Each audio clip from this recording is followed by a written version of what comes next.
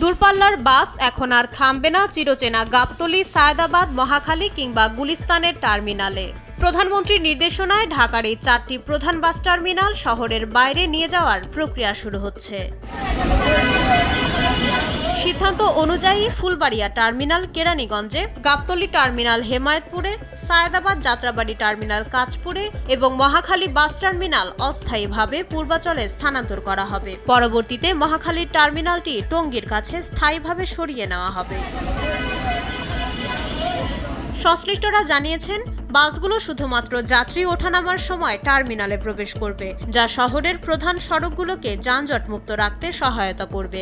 এর পাশাপাশি হকারদের পুনর্বাসন এবং ফুটপাত জনসাধারণের চলাচলের উপযোগী করার বিষয়েও কঠোর নির্দেশনা দিয়েছেন প্রধানমন্ত্রী। মাইশা মালিহা, সময়ের আলো।